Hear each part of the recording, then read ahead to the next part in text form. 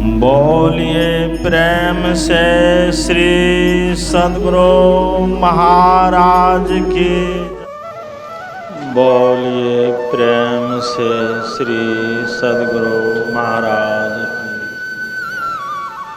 सब कोई प्रेम स्वर में बोलेंगे। गुरु महाराज जय ध्वनि में कंजूसी नहीं करेंगे। बोलिए प्रेम से श्री सद्गुरु महाराज की। श्री सद्गुरु महाराज की जय। श्री सद्गुरु महाराज की जय।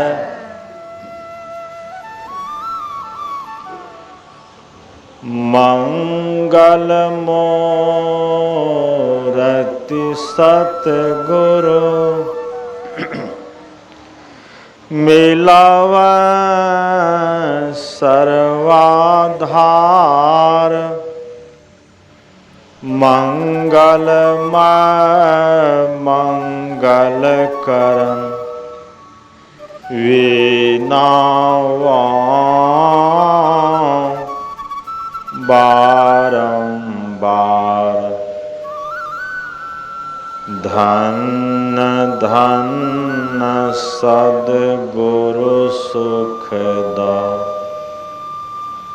महिमा कहे न जाए। जो कुछ कहो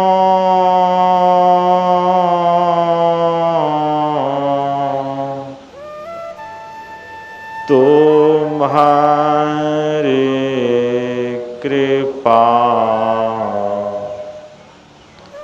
मोते कछु न वसाय। जो कुछ कहो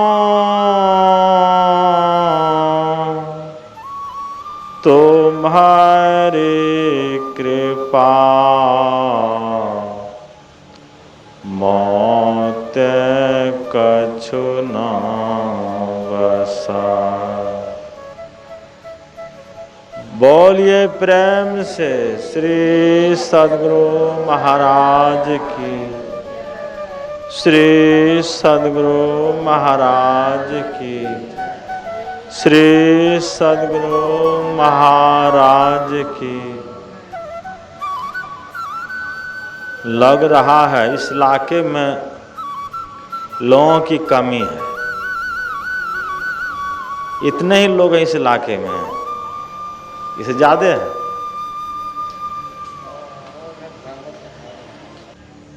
बोलिए प्रेम से श्री सद्गुरु महाराज की। इस पवित्र स्थल पर पधारे हुए सभी गुरुजनों को मेरा नमन। सामान्य साधु समाज, परम आदरणीय धर्म प्रेमी सैनों तथा आदरणीय माताओं एवं भक्तिमती बहनों एवं नौनिहाल बच्चों, सत्संग मंदिर के प्रांगण में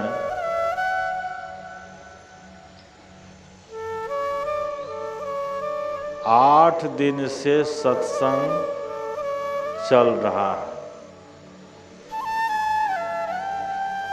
और 8 दिन से आप लोग संतों के वचनों को सुनते हुए आ रहे हैं। आज 8वां दिन है। अपराह्न कालीन सत्संग में हम लोग यत्र तत्र से एकत्र होकर सत्संग में सम्मिलित होकर संतों के वचनों को सुनकर लाभ उठा रहे हैं। आज का विषय है भक्ति।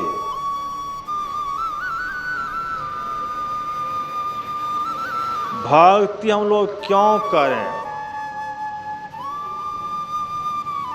और किसकी भक्ति करें?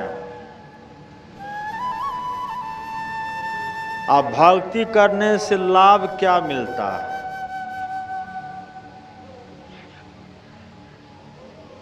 संसार में आप लोग खेती करते हैं, धान, गेहूं, मूंग, मकई की खेती करते हैं, तो कई मन उपजा कर अपने घर लाते हैं। अगर खेती करेंगे हानि होगी, खेती करने में लाभ नहीं मिलेगा, तो आप खेती नहीं करेंगे। खेती करते हैं लाभ के लिए। कोई व्यापारी करता है, बिजनेस करता है, तो लाभ के लिए करता है। अगर बिजनेस में घाटा लग जाए तो वह बिजनेस नहीं करेगा, छोड़ देगा। आप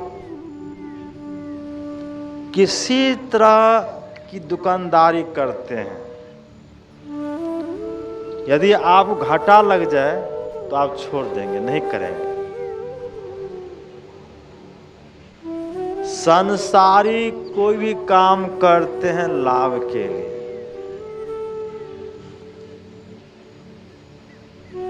यदि लाभ नहीं मिले तो संसारी काम नहीं करेंगे।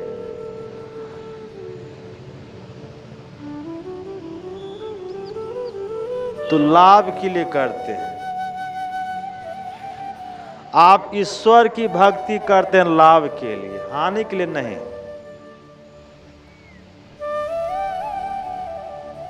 तो ईश्वर का स्वरूप क्या है? ईश्वर हम लोगों के जैसे हैं, जैसे आप हैं, जैसे मैं हूं। इसी तरह से ईश्वर है। ईश्वर को हाथ, पैर, मुंह, कान है, कुछ है। जब कुछ नहीं है, निराकार ईश्वर है। और निराकार ईश्वर को आप चाहते हैं कि इसी आंख से हम उसकी भक्ति कर लें, इस आंख से हम उसको देख लें, इस हाथ से हम ईश्वर को छू लें, और इस पैर से ईश्वर तक पहुंच जाए। ऐसा आप लोग चाहते हैं और करते भी हैं। माता लोग और कितने पुरुष लोग भी करते हैं, चाहते हैं कि इसी शरीर से सब कुछ हो जाए, इसी शरीर से, इसी इंद्रियों से ईश्वर की भक्ति हो जाए, ईश्वर का दर्शन हो जाए। तो केवल कल्पना करते हैं। दर्शन का कल्पना करते हैं कि दर्शन हो जाए। दर्शन होता है? किसी को दर्शन हुआ है? नहीं हुआ। इस आंख से जो दर्शन होगा, माया का दर्शन होगा, ईश्वर का नहीं। भगवान श्री राम से लक्ष्मण जी ने पूछा था कि माया क्या है? तो भगवान श्री राम ने लक्ष्मण जी से कहा, गो गोचर जहाँ लगी मन जाई, सो सब माया जानू भाई। हे लक्ष्मण, इस आंख से जहां जो कुछ भी देखते हो सब माया है, सब नाशवान है, सब परिवर्तनशील है।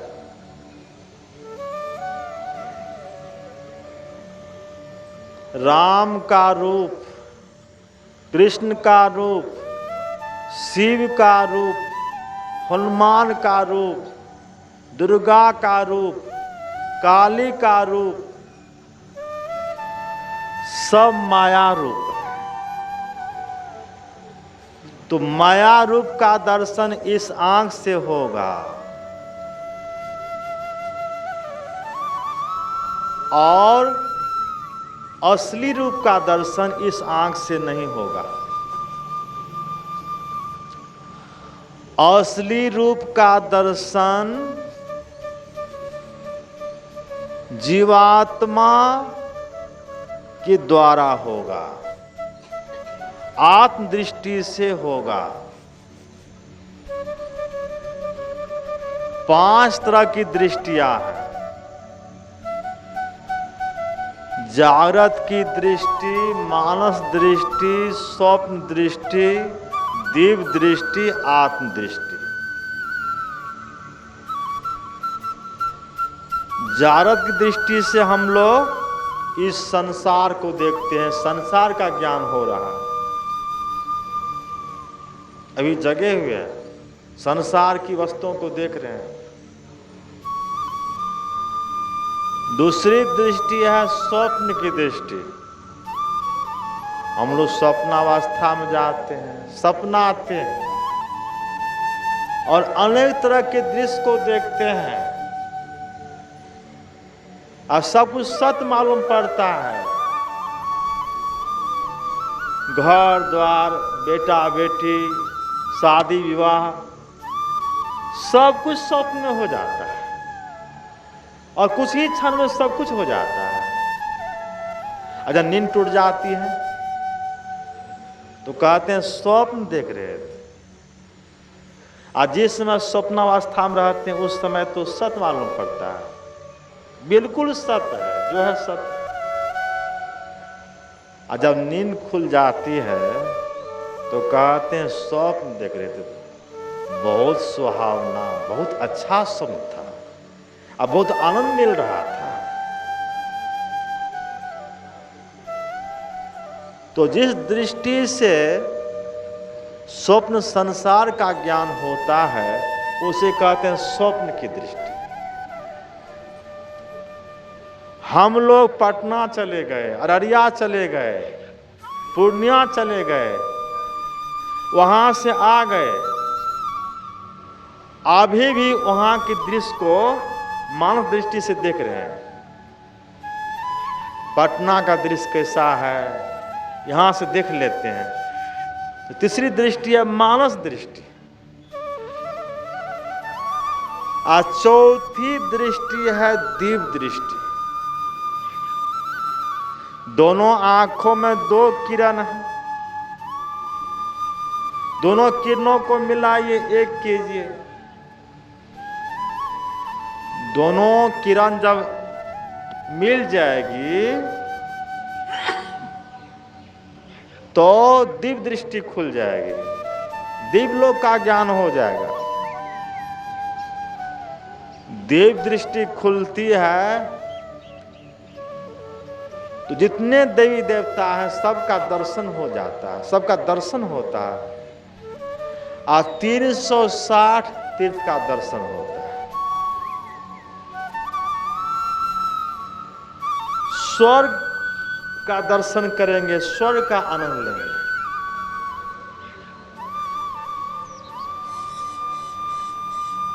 दिव्य दृष्टि खुल जाएगी तो स्थूल संसार में कहाँ क्या हो रहा सब कुछ देखेंगे। अमेरिका में क्या हो रहा है, रूस में क्या हो रहा है, जापान में क्या हो रहा है, यहां से देख लें। दिल्ली में क्या हो रहा है यहां से देख लें।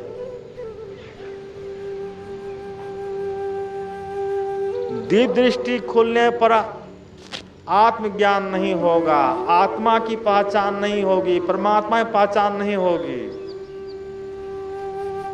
दिव्य दृष्टि से दिव्य लोक का ज्ञान होता है, स्थूल संसार का ज्ञान हो जाएगा, सूक्ष्म संसार का ज्ञान हो जाएगा। स्वर्ग क्या है, नरक क्या है, सब लोग को, इन सब लोगों को आप देखेंगे। स्वर्ग में क्या हो रहा है देखेंगे, स्वर्ग के सुख को भोगेंगे। आदि दृष्टि के बाद है अंतिम दृष्टि, आत्मदृष्टि। जब आत्मदृष्टि खुल जाएगी तो अपने आप का ज्ञान हो जाएगा, अपने स्वरूप का ज्ञान हो जाएगा। मैं कौन हूं, मेरा कैसा रूप है, मैं किस तरह का हूं। अपने आप का ज्ञान तब होगा जब आत्मदृष्टि खुल जाएगी। आज जिस समय आत्मदृष्टि खुलेगी, अपने स्वरूप का ज्ञान होगा, आत्मज्ञान हो जाएगा, तो जिस समय आत्मज्ञान होगा उसी समय परमात्मा का ज्ञान हो जाएगा। परमात्मा का छोटा अंश आत्मा, जो ही आत्मा है सोई परमात्मा है। परमात्मा का छोटा आत्मा है, आत्मज्ञान होगा, परमात्मा ज्ञान होगा। जैसे एक चम्मच जल की पहचान आप कर लेंगे, बाल्टी जल की पहचान कर लेंगे, तो सभी जल की पहचान हो जाएगी। चम्मच में जो जल है वही जल लोटा में है, वही जल बाल्टी में, वही जल कुआं में है, वही जल नदी में है, वही जल समुद्र में है। केवल छोटा बड़ा का अंतर हो गया। चम्मच का जल आप लोटा के जल में दीजिए, लोटा का जल बाल्टी जल में दीजिए, बाल्टी का जल चला जाएगा कुआं के जल में, और कुआं का जल चला जाएगा नदी के जल में, और नदी का जल जाएगा समुद्र के जल।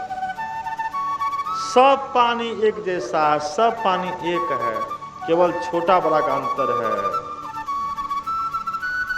सब एक है। यदि बाल्टी का जल चला जाएगा समुद्र के जल में तो आप क्या कहेंगे, समुद्र ही कहेंगे। और नदी का जल चला जाएगा समुद्र के जल में तो आप क्या कहेंगे, नदी कहेंगे? नहीं कहेंगे, समुद्र कहेंगे। उसी तरह से आपकी आत्मा है, हमारी आत्मा है।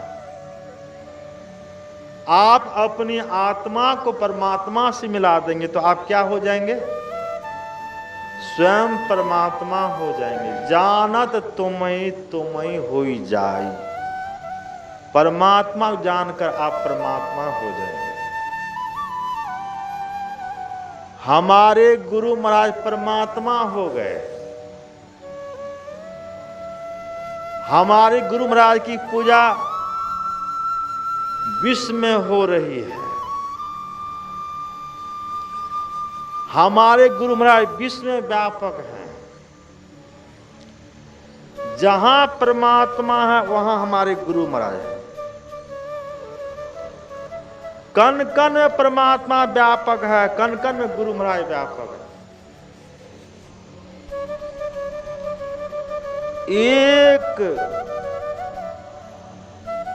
सुई के नोक के बराबर भी कहीं खाली नहीं।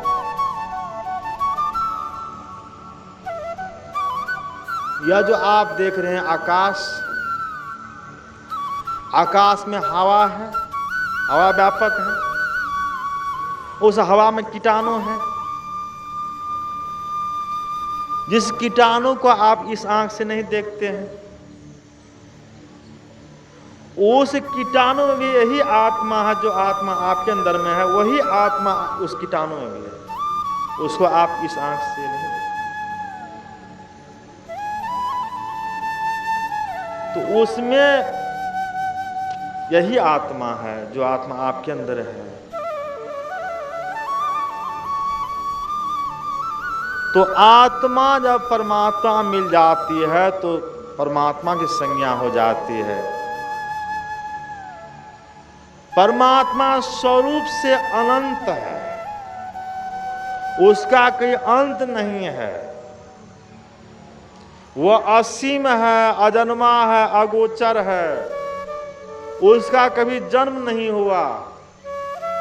वह सबको जन्म देने वाला है, उसको जन्म देने वाला कोई नहीं है। वह सबका माता पिता है, उसका माता पिता कोई नहीं है।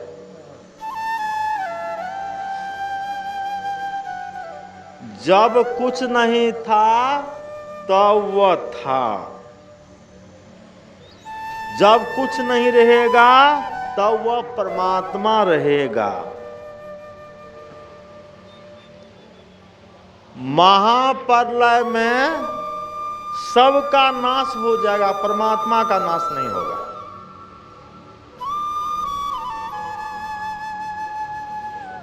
यह संसार नहीं था, यह सृष्टि नहीं थी। परमात्मा मौज हुई, मैं एक हूं अनेक हो जाऊं। मौज होने पर कंप हुआ, आ कंप का सहचर शब्द हुआ, आ शब्द से प्रकाश हुआ, प्रकाश से अंधकार हुआ, और अनेक नाम रूप की सृष्टि का निर्माण हो गया। तो सबका मालिक परमात्मा है। मिट्टी, पानी, आग, हवा, आकाश, चांद, सूर्य, ग्रह, नक्षत्र, सबको बनाने वाला परमात्मा है। सबका माता पिता परमात्मा है। वह परमात्मा स्वरूप से अनंत है। परमात्मा के अंदर में सृष्टि हुई है, और सृष्टि के बाहर परमात्मा ओतप्रोत है, और परमात्मा अंदर में सृष्टि है।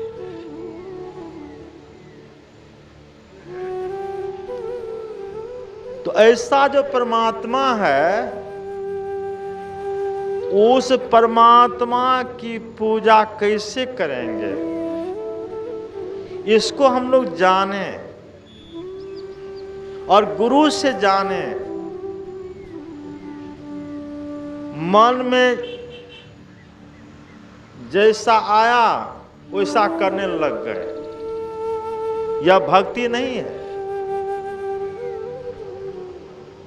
माता लोग तो खूब भक्ति करती है,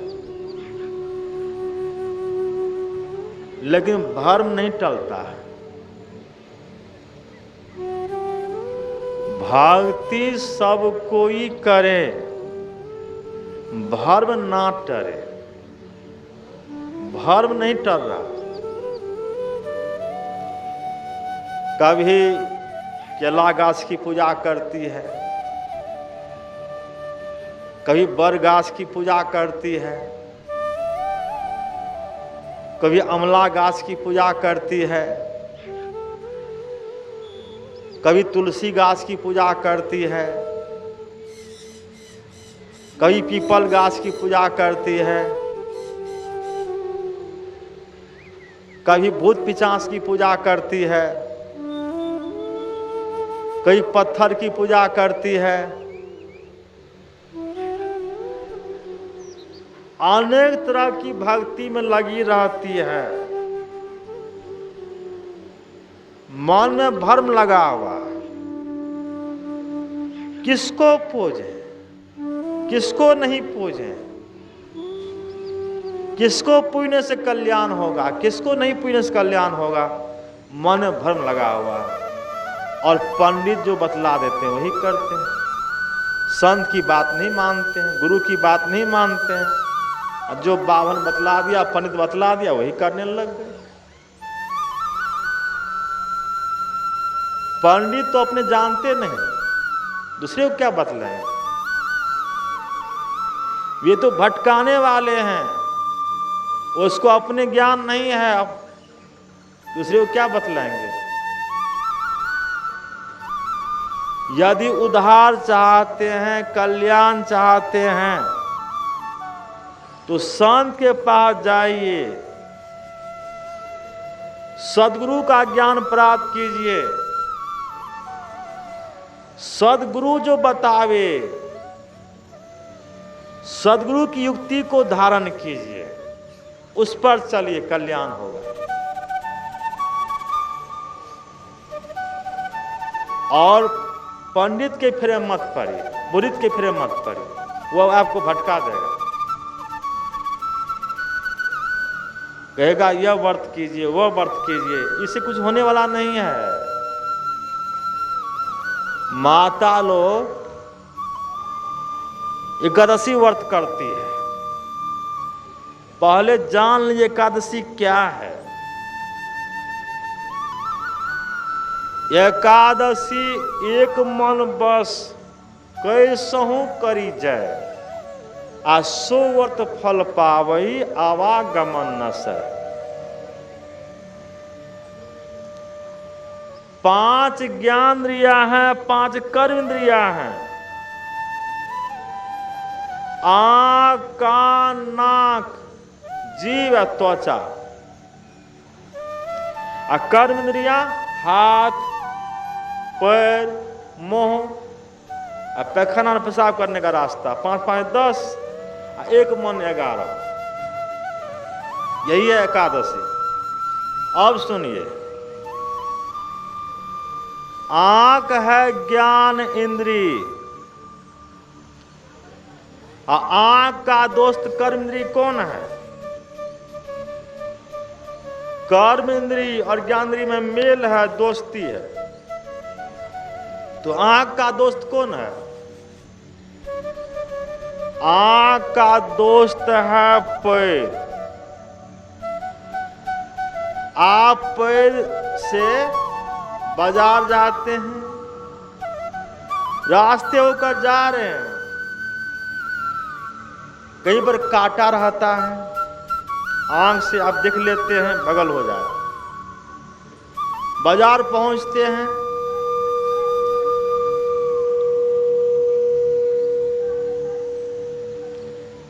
हलवाई की दुकान पर सुंदर मिठाई है, रसगुल्ला है, लाल मोहन है, टिकरी है, बूंदिया है, जिलेबी है। आप आंख से देखते हैं, पर हलवाई दुकान चला जाता है। आंख का दोस्त पैर है। आंख पर अधिकार हो जाएगा, पैर पर अधिकार हो जाएगा। कान का दोस्त कौन है? कान का दोस्त है मुंह। कान से आप सुनेंगे सिनेमा का गीत, तो मुंह से बोलेंगे सिनेमा का गीत। और कान से आप सुनेंगे रामायण का दोहा, तो मुंह से बोलेंगे आप रामायण का दोहा। दे धरे का यही फल भाई, अब भजिए राम सब काम बिहाई। आप कान से सुनेंगे, मुंह से बोलेंगे।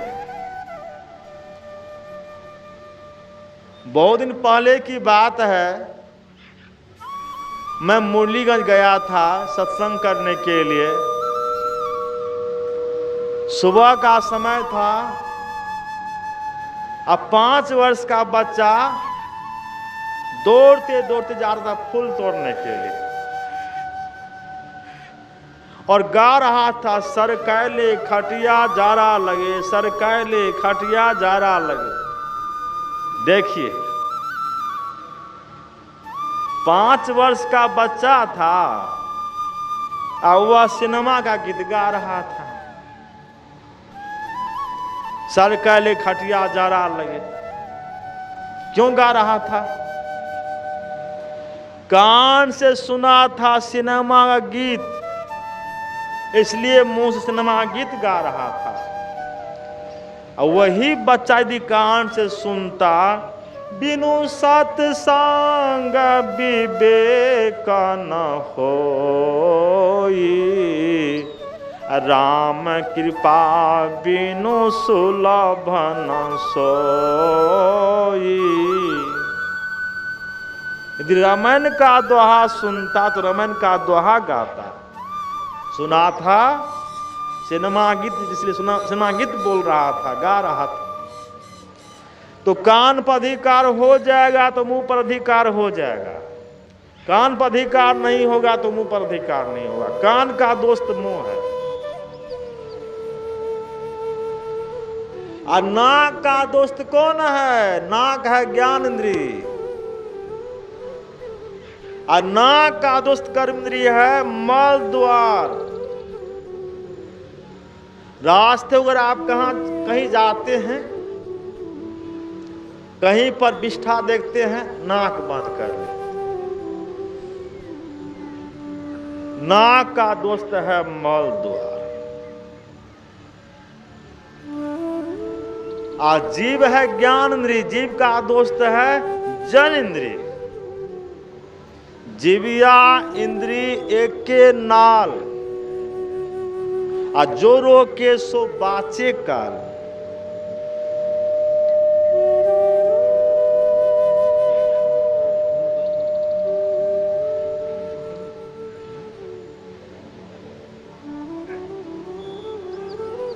छोड़ दीजिए। जीविया इंद्रिय एक के नाल, आ जो रोके सो बाचे काल। जाकी जिबिया बंद नहीं, हृदय नाही सांच। अता को संग न लागे, घाले बटिया कांच। जिबिया इंद्रिय के नाली है। जीव पर अधिकार हो जाएगा, जनेंद्रिय पर अधिकार हो जाएगा। जीव पर अधिकार नहीं होगा, जनेंद्रिय पर अधिकार नहीं होगा। जीव का दोस्त है जनेंद्रिय, और चमड़ा का दोस्त है स्पर्श। स्पर्श देखिए, कहीं पर मच्छर बैठा रहता है, हाथ तो कहना नहीं पड़ता, हाथ चला जाता है।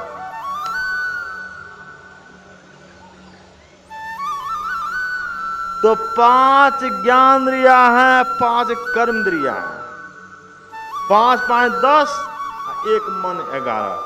एकादशी एक मन बस, कैसहू करी जाए, किसी तरह से बस में कर लीजिए। इस व्रत का फल क्या होगा? तो आवागमन न सर, जन्म मरण से छुटकारा मिल जाएगा। तो असली एकादशी व्रत यही है। अब माता लोग वैसे एक दिन कुछ नहीं खाती है, दूसरे दिन खा लेती है। मैं जो भी बतलाया हूं यह संत का ज्ञान है, बावन का ज्ञान नहीं है, पंडित का ज्ञान नहीं है, संत का ज्ञान है, वेद का ज्ञान है, गुरु का ज्ञान है, पंडित का ज्ञान है। पंडित आपको अंधी भक्ति बतलाएंगे, पंडित आपको आसार भक्ति बतलाएंगे, और गुरु संत सार भक्ति बतलाएंगे। इस भक्ति से कल्याण होगा। इसलिए हमारे गुरु महाराज ने कहा, आहो भक्त सार भगति करो हो, आसार भगति करी संसार भर मत रही, भक्ति सर्व निष्फल हो। आसार भक्ति करेंगे तो 84 लाख योनि में चले जाएंगे, मनुष्य शरीर भी नहीं मिलेगा। आसार भक्ति करेंगे तो फिर मनुष्य शरीर मिलेगा, भक्ति करने का अवसर मिलेगा। कबीर साहब के वचन में आया है, करो जतन सखी साईं मिलन की, देवता पितर भुइया भवानी, यह मार्ग 84 चलन की। गुरुआ गुरुया सुप सुपलिया, अतय देव बुद्धि लड़कैया खेलन की। देवता पितर भुइया भवानी की जो पूजा करते हैं, यह सब 84 जन्म में जाने का रास्ता है। कहते हैं गुरुआ गुरिया का खेल है। बच्चा भजवा भात खेलता है, वह मिट्टी का घर बना लेता है, और मिट्टी का भात दाल सब्जी सब कुछ बना लेता है। 2 4 5 बच्चा मिलकर खा पी लेता है, ऐसे मुंह के पास सटा कर ले जाएगा, फिर नीचे गिरा देगा। झूठमुठ का खेल खेलता है। और उसी बच्चा यदि भूख लगती है तो मां के पास दौड़ कर जाता है और मां से कहता है, मां मुझे भूख लग गई है, मां मुझे कुछ खिलाओ। माता कहती है, बेटा अभी तुम खा पी कर आया है और कहते हो कुछ खिलाओ। तो बच्चा कहता है, मां वह तो खेल था, हम लोग आपस में भजवा भात खेल रहे थे, उससे कहीं पेट भरने वाला है। तो यही भजवा भात का खेल है, यही बच्चे का खेल है। हम लोग बाहर जो भी करते हैं बच्चे का खेल खेल रहे हैं। यह असली भक्ति नहीं है, यह सार भक्ति नहीं है। गुरु महाराज कहते हैं सार भक्ति करने के लिए सार भक्ति कीजिए। दुर्गा की पूजा करते हैं, दुर्गा के स्वरूप को जानिए। दुर्गा रूप माया रूप है। दुर्गा कौन थी? ब्रह्मचारिणी थी, ब्रह्मचारिणी थी, उसकी शादी नहीं हुई थी। उन्होंने भक्ति की, दुर्गा भक्ति की तो भगवती हो गई। पुरुष भक्ति करते हैं, अब पुरुष की जब भक्ति पूरी हो जाती है तो भगवान हो जाते हैं, जैसे राम भगवान, कृष्ण भगवान, शिव भगवान।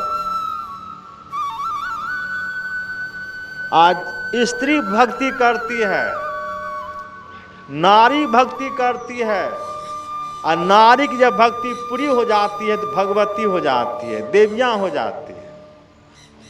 वही भगवती है, उसकी पूजा हो रही है।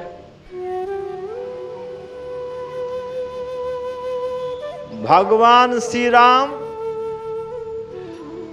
रावण के 10 मस्तक 20 भुजाएं काट कर गिरा देते थे। पुनः पूर्वत 10 मस्तक 20 भुजाएं आप ही आप जुट जाते थे। इस दृश्य को देखकर भगवान राम चिंतित हो गए, सोचने लग गए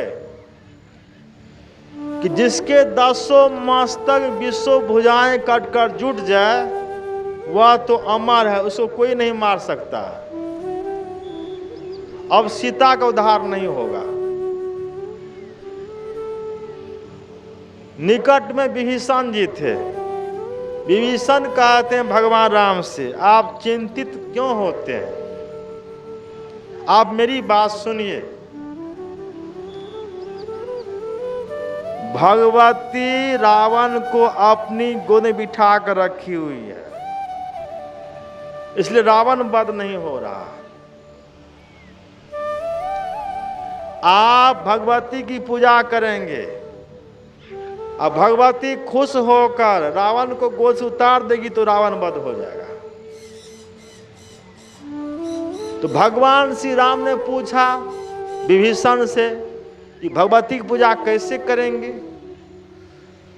तो विभीषण ने कहा 1000 कमल के फूल से भगवती की पूजा कीजिए। तो भगवान श्री राम ने पूछा विभीषण से कमल फूल कहाँ मिलेंगे? तो विभीषण ने कहा मानसरोवर में मिलेंगे। तो जहां कोई जाने वाले नहीं थे वहां पवन पुत्र हनुमान चले जाते थे। तो भगवान श्री राम हनुमान से कहा हनुमान तुम मानसरोवर जाओ, अब मानसरोवर से 1000 कमल फूल लेकर आ जाओ।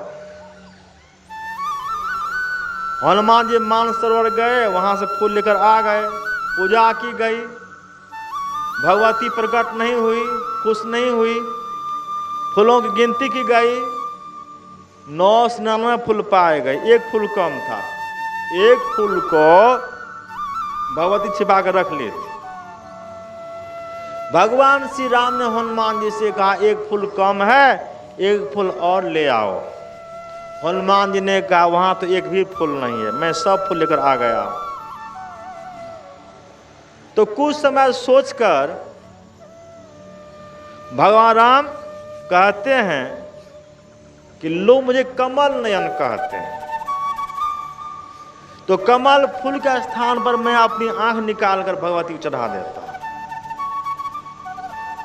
जैसे अपनी आंख निकालना आरंभ करते हैं कि भगवती प्रकट हो जाती है। भगवती प्रकट होकर भगवान राम का हाथ पकड़ लेती है और कहती है कि अब मैं रावण को अपनी गोद से उतार दी हूं, अब आप रावण वध कर सकते हैं। भगवान श्री राम ने रावण का वध किया।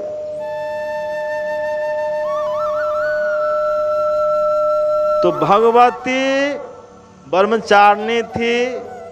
जो ब्रह्मचारी होती है, ब्रह्मचारिणी होती है, उसमें ईश्वरी शक्ति आ जाती है। भगवती दुर्गा भक्ति की उसमें शक्ति आ गई, इसलिए उसकी पूजा संसार में हो रही है। भक्ति करने से शक्ति आती है और शक्ति की पूजा संसार में होती है। हमारे गुरु महाराज की पूजा हो रही है, क्यों हो रही है? इसमें शक्ति आ गई, इसलिए पूजा हो रही है। और इसकी युक्ति को हम लोग अपनाएंगे तो हम लोगों का भी कल्याण होगा, हम लोग भी महान हो जाएंगे। इसी तरह से जिस जन्म में हो जाए, लेकिन अवश्य होंगे। जो सत्संगी बन गए हैं, ध्यान नियमित रूप से करते हैं, सत्संग नियमित रूप से करते हैं, इस जन्म में करते हैं, तो अगले जन्म में भी करेंगे। जो विद्यार्थी, जो बालक प्रत्येक दिन विद्यालय जाएगा और गुरु जी की बातों को मानेगा और मन से पढ़ेगा, तो अब वो अवश्य विद्वान बनेगा। हम लोग भी गुरु महाराज की बातों को मानेंगे। यह सत्संग क्या है? विद्यालय है, अध्यात्म विद्यालय। अध्यात्म विद्यालय में पहुंचेंगे, सत्संग सुनेंगे, ध्यान करेंगे, गुरु की बातों को मानेंगे, इस विद्यालय में खूब मन से पढ़ेंगे, तो पढ़ते पढ़ते एक दिन हम लोग भी संत हो जाएंगे। गुरु महाराज तो हम लोग जैसे साधारण सत्संगी थे, साधारण रूप में थे, ऊंचे दर्जे के संत हो गए, ब्रह्म ऋषि हो गए, परमात्मा हो गए, भक्ति करने से हो गए। हम लोग भी भक्ति करेंगे तो हो जाएंगे। इसलिए भक्ति में आलस नहीं कीजिए। भक्ति निश्चयनी मुक्ति की सान चढ़े सब धाय, जिन जिन मन आलस किया जन्म जन्म पछताए। जो भक्ति करने में आलस करेंगे वे पछताएंगे। आलस छोड़कर भक्ति कीजिए और भक्ति युक्ति संत से जानिए, गुरु से जानिए। इससे आगे की बात मैं फिर अगले सिटिंग में बतलाऊंगा। समय हो गया है। बोलिए प्रेम श्री सद्गुरु महाराज की जय।